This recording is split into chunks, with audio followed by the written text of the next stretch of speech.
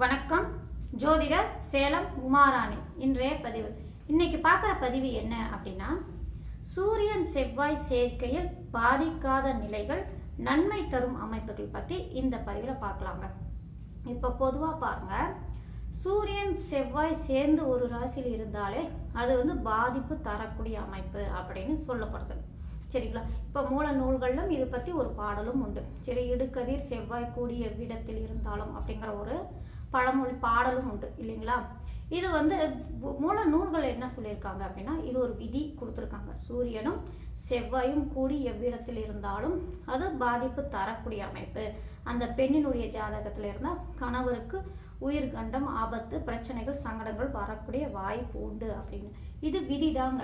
இந்த விதியை எடுத்து நாம் அப்படியே எல்லா ஜாதகத்துக்கும் பார்த்தா அது பலன் அப்படி இருக்காது. சரிங்களா? மாறுபாடுகள், வித்தியாசங்கள் நிறையா இருக்கும் இல்லைங்களா? விதி அப்படி கொடுத்துருக்காங்க அப்படின்னா அதுக்கு விதி விலக்கெல்லாம் நிறையா இருக்குங்க. இப்போ பொதுவாக ஒரு பெண்ணினுடைய ஜாதகத்தில் செவ்வாயும் சூரியனும் கூடி ஒரு ராசியில் இருந்துட்டாலே அது பாதிப்பு கொடுத்துரும். அதனால் அந்த பெண்ணை கட்ட வேண்டாம், எடுக்க வேண்டாம். அதனால் நம்ம பையனுக்கு ஏதாவது உயிர் கண்டம், ஆபத்து, பிரச்சனை, சங்கடம் வந்துருமா அப்படின்னு பயம் எல்லாருக்குமே இருக்கும் இல்லைங்களா? இல்லை, இது தெரியாதவங்க திருமணம் செஞ்சுட்டு வந்ததுக்கப்புறம் யாராவது ஜாதகத்தை பார்த்துட்டு, என்னப்பா இந்த மாதிரி சூரியன் செவ்வாய் சேர்ந்துருக்கு, இந்த பொண்ணை கொண்டு வந்திருக்கீங்களே, உங்கள் பையனுக்கு ஏதாவது பிரச்சனை ஆகிட்டுமோ அப்படின்னு அதுக்கப்புறம் தெரிய அதை பார்த்து நினச்சிக்கிட்டே பயந்துக்கிட்டே இருப்பாங்க இல்லைங்களா?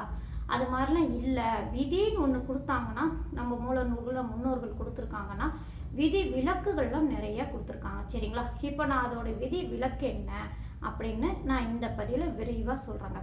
சரிங்களா? ஏன்னா நிறைய இருக்குது. இந்த கிரகம் சேர்ந்திருந்தால் மட்டுமே பாதிப்பு கொடுத்துறதில்ல.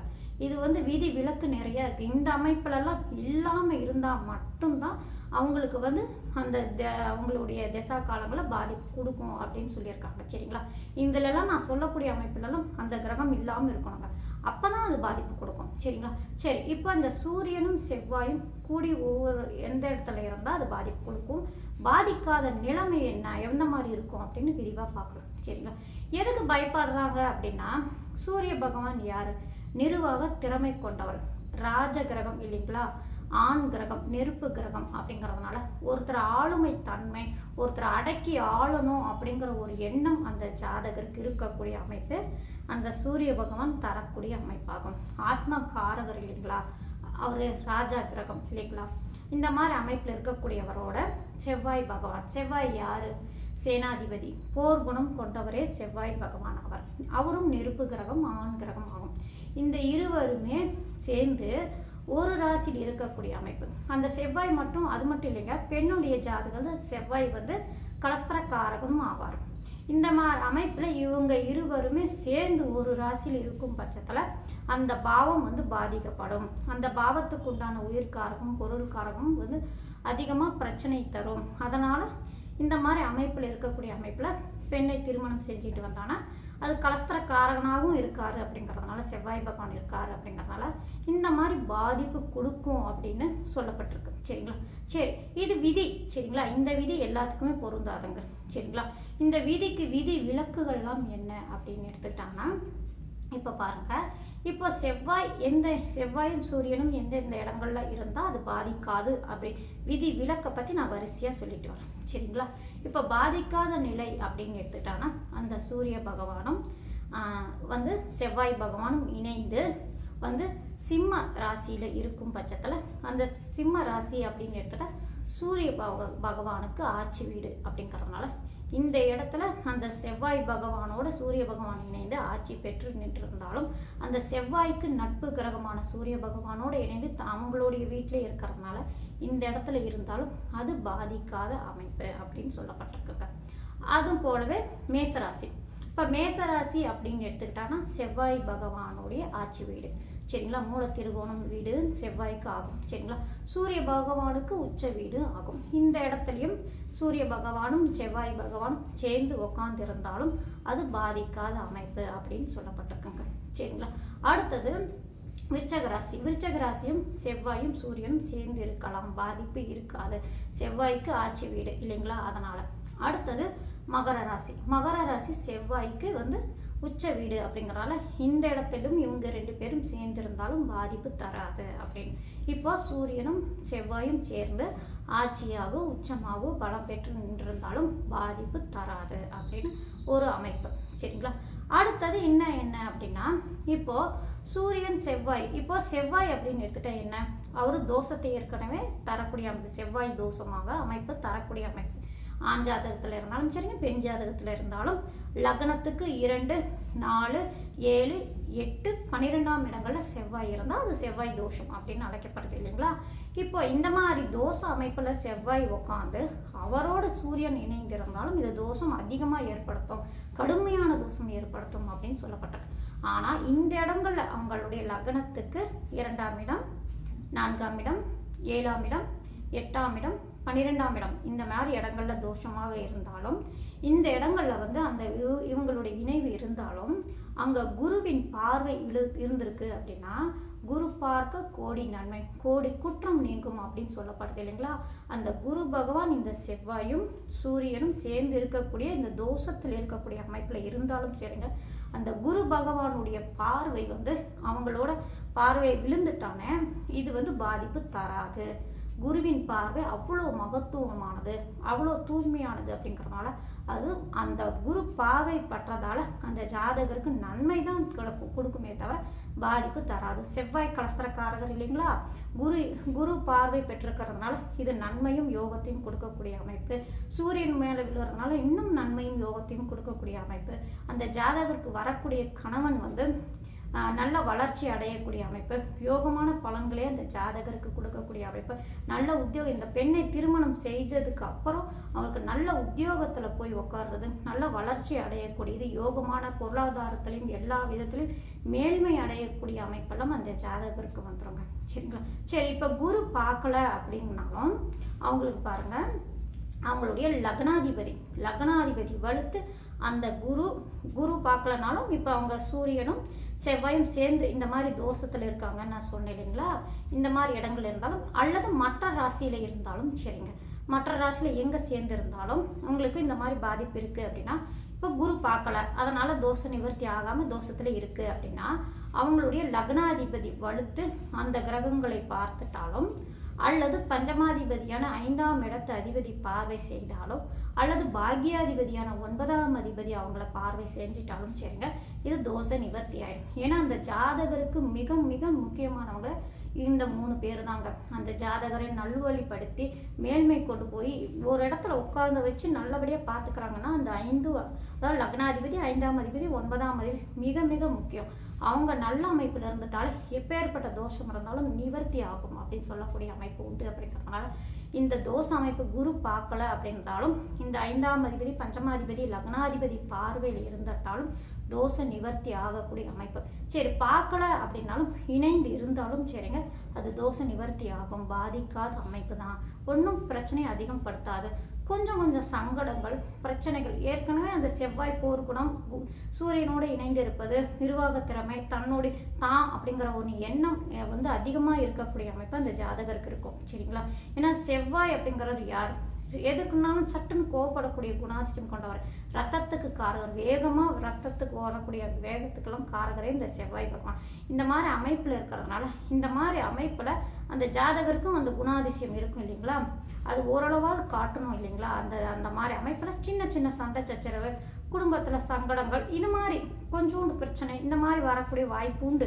ஆனால் கைமீறி பிரச்சனை போகாது.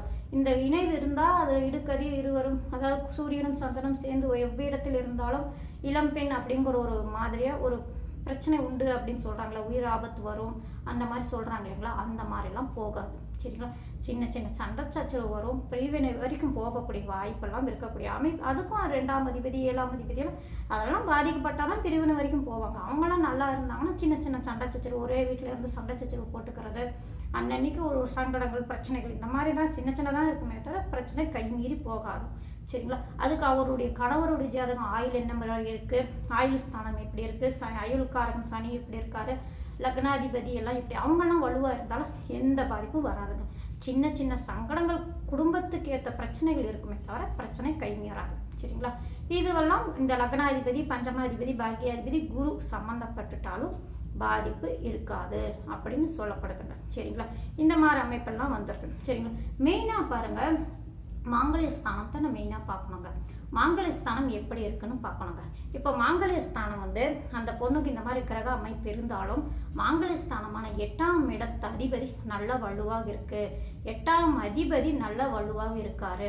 8ஆம் இடத்தை சுபர்கள் பார்க்குறாரு, குரு பார்வை இருக்கு, அல்லது அந்த லக்ன சுபர்களுடைய பார்வை இருக்கு, நல்ல பலமா இருக்கு, ஒன்றும் பிரச்சனை வராது. சரிங்களா, அல்லது லக்னத்துக்கு 2ஆம் அதிபதி நல்ல அமைப்பில் இருக்கக்கூடிய அமைப்பு, அல்லது 2ஆம் இடத்தில் சுப கிரகங்கள் இருப்பது, லக்னத்துக்கு 2ஆம் இடமான குடும்பஸ்தானத்தில் சுப கிரகம் இருக்கும் பட்சத்தில் 8ஆம் இடத்தை பார்வை செய்யக்கூடிய அமைப்பு இருக்கு இல்லைங்களா, அதனாலையும் பாதிப்பு வராது. சரிங்களா, எந்த ஒரு பிரச்சனையும் மாங்கல்யத்துக்கு தோஷம் ஏற்படாது, மாங்கல்ய ஸ்தானம் பலமாக இருக்கும் பட்சத்தில். சரிங்களா, இதெல்லாம் ஒரு அமைப்பு வந்துருங்க. இதுல எல்லாம் மாட்டாம இருந்தால் மட்டும்தான் அது தோஷத்தை ஏற்படுத்தும். அப்பயும் அது தோஷம் ஏற்படாத அமைப்பெல்லாம் உண்டுங்க. இப்போ செவ்வாயுடைய திசையோ அல்லது சூரிய பகவானுடைய திசையோ அந்த பொண்ணுக்கு திருமணத்துக்கு பிறகு வரலை அப்படின்னாலும் பாதிப்பு வராது. சரிங்களா, திருமணத்துக்கு முன்பே, இப்போ திருமணம் அப்படின்னு எடுத்துக்கிட்டா 21, 22, 25 வயசுக்குள்ள பண்றாங்க, 27, அவங்க குடும்ப சூழ்நிலை பொறுத்து திருமணம் செய்யறாங்க இல்லைங்களா. திருமணத்துக்கு பிறகு அந்த பெண்ணுக்கு சூரிய பகவானுடைய திசையோ செவ்வாய் பகவானுடைய திசையோ வராத இருக்கும் பட்சத்துல அவங்களுக்கு பாருங்க, இந்த பிரச்சனை, இந்த கிரக நிலைகள் இருந்தாலும் அது பாதிப்பு தராதுங்க. சரிங்களா, ஒரு 60, 70 வயசுக்கு அப்புறம், 60 தாண்டிட்டால வயசானதுக்கு அப்புறம் அவங்களுக்கு இந்த ஒரு திசை வந்தாலும் பாதிப்பு வராது. சரிங்களா, இது கரெக்டாக திருமண காலகட்டங்களில் நல்லா பிழைக்கக்கூடிய வயதில், சிறு வயதில் திருமண காலகட்டங்களில் இந்த கிரக நிலைகள், தோஷமான கிரக நிலைகள் இருந்து அவங்களுடைய திசை நடந்தால் மட்டும்தான் பாதிப்பு தரமே தவிர, திசையே வரல அப்படி இருந்தாலும் இதோட பாதிப்பு அவங்களுக்கு வராது. அதை பார்த்து நம்ம பயப்பட வேண்டியதும் இல்லை. சரிங்களா, இவங்களுக்கு இந்த பிரச்சனையோ செவ்வாயுடைய நட்சத்திரத்திலையோ சூரிய பகவானுடைய நட்சத்திரத்திலோ அல்லது ராகு பகவானுடைய நட்சத்திரத்திலோ அந்த பெண் பிறந்திருந்தான்னா இந்த சூரிய பகவானுடைய இவங்களுடைய திசை அவங்களுக்கு கடைசி வரைக்கும் வர்றதுக்கு வாய்ப்பு இல்லை. சரிங்களா, இந்த மாதிரி வந்துடும். இந்த மாதிரி அமைப்பில் பிறந்திருந்தான், அல்லது அவங்க சின்ன திருமணத்துக்கு முன்பே ஒரு 10, 15 அல்லது 18, 20 வயசுக்குள்ள இந்த திசை முடிஞ்சிட்டாலும் சரிங்க, இதோட பாதிப்பு அங்கே வராது. சரிங்களா, இதெல்லாம் அந்த விதி விலக்கில் வந்துடும். இந்த மாதிரி அமைப்பெல்லாம் மாட்டாமல் இருந்தால்தான் அவங்களுக்கு பிரச்சனை வருங்க. இந்த மாதிரி இடத்துலலாம் இருந்தால் அவங்களுக்கு பாதிப்பு வராது. சரிங்களா, இது விதியிலேருந்து விதி விலக்கில் வந்துடும். ஆனால் மெயினாக பாருங்கள், இவங்க சம்மந்தப்பட்ட திசை திருமணத்துக்கு பிறகு எந்த கிரகமாவது, இந்த கிரக நிலை இருக்கு இல்லைங்களா, சூரியன் செவ்வாய் இணைந்து தோஷ அமைப்பில், இப்போ மெயினாக பார்க்கணும்னா 2, 4, 7, 8, 12ஆம் இடத்துல தோஷ அமைப்பில் இவங்களோட இணைவு இருக்கு. இவங்களுடைய திசை வரல அப்படின்னாலும் திருமணத்துக்கு பிறகு இவங்களுடைய சம்பந்தப்பட்ட இந்த கிரகத்துடைய பார்வை பெற்ற கிரகமோ சாரம் பெற்ற கிரகமோ அல்லது இவங்களுடைய வீட்டில் இந்த அவங்களோட வீட்டில் இருக்கக்கூடிய கிரகமோ திசை வருதான்னு பார்த்துக்கணும். அந்த வர டைமில் அவங்க கொஞ்சம் ஜாக்கிரதையாக இருக்கக்கூடிய காலமாக இருப்பாங்க. ஏன்னா இவங்களுடைய திசை வரல அப்படின்னு நம்ம ஜாக்கிரதை இல்லாமல் இருந்தாலும் இவங்க சம்மந்தப்பட்ட கிரகங்களுடைய திசை வந்தாலும் சிறு சிறு பிரச்சனை, ஆனால் உயிர் ஆபத்தெல்லாம் வராது. உயிர் ஆபத்தெல்லாம் வருது அப்படின்னா இன்னும் மேற்கொண்டெல்லாம் பார்க்கணும். ஆயுள் ஸ்தானம், அதாவது அந்த பெண்ணினுடைய மாங்கல்ய ஸ்தானம், அந்த கணவருடைய ஆயுள் ஸ்தானம் எல்லாம் நிர்ணயம் பண்ணாதான் முடிவெடுக்க முடியும். சரிங்களா, இப்போ இந்த கிரக இணைவு இருந்தாலும் விதி அப்படின்னு கொடுத்துருந்தாலும் விதி விலக்கு என்ன அப்படின்னா, இந்த மாதிரி அமைப்பிலெல்லாம் அந்த கிரகங்கள் இருக்கும் பட்சத்தில் அது விதி விலக்கில் வந்துடும், பாதிப்பு தராது. ஆட்சி உச்சமாக இருக்கும் பட்சத்தில் அல்லது குரு பார்வை அல்லது லக்ன சுபர்களுடைய பார்வை சேர்க்கை இந்த மாதிரி இருந்தாலும், அது மட்டும் இல்லைங்க, 1, 5, 9ஆம் இடங்கள் இவங்களுடைய இணைவு இருந்தாலும் அது பாதிப்பு தராது அப்படின்னு சொல்லப்பட்டிருக்காங்க. அதாவது லக்னத்திலேயோ 5ஆம் இடத்துலையோ 9ஆம் இடத்துலையோ இவங்களுடைய இணைவு இருந்தாலும் அது பாதிப்பு தராது.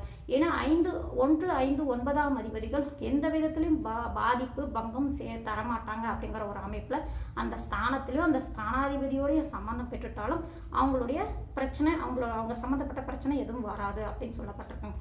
இது எல்லாமே விதி விலக்கில் வந்துடும். சரிங்களா, இதிலெல்லாம் இல்லாமல் இருந்து தோஷ அமைப்பில் இருந்து இவங்களோட இணைவில் மாங்கல்ய ஸ்தானமும் பாதிக்கப்பட்டு குடும்பஸ்தானமும் பாதிக்கப்பட்டு அதே போல் அந்த கணவருடைய ஜாதகத்தில் ஆயுள் ஸ்தானமும் ஆயுள்காரகனான சனி பகவானும் லக்னாதிபதியும் பாதிக்கப்பட்டு அந்த காலகட்டங்களில் அவங்களுக்கு அதுக்கு சம்மந்தப்பட்ட பாதகாதிபதி மாரகாதிபதி அஷ்டமாதிபதி பாதிக்கப்பட்டு திசை புத்தி போகுது அப்படின்னா இந்த பெண்ணுக்கும் திருமணம் மாங்கல்ய ஸ்தானமும் பாதிக்கப்பட்டு இவங்களோட இணைவு இந்த மாதிரி அமைப்பில் இருந்து திருமணத்துக்கு பிறகு அந்த திசை நடந்தால் மட்டும்தான் இந்த விதி கொடுத்துருக்காங்க இல்லைங்களா, அந்த விதிப்படி அந்த பலன் நடக்கும். சரிங்களா, இதில் எதுவுமே மாட்டாமல் நான் இப்போ மேலே சொல்லியிருக்கிற அமைப்பில் அந்த கிரக நிலைகள் இருக்கும் பட்சத்தில் அந்த மாதிரி அமைப்பில் இருந்தாலும் திருமணம் அந்த பெண்ணை செய்தாலும் அந்த திருமணத்துக்கு பிறகு அந்த ஆணுடைய வாழ்க்கை தரம் உயருமே தவிர யோகமாக இருக்குமே தவிர எந்த விதத்திலையும் பாதிப்பு தராதுங்க.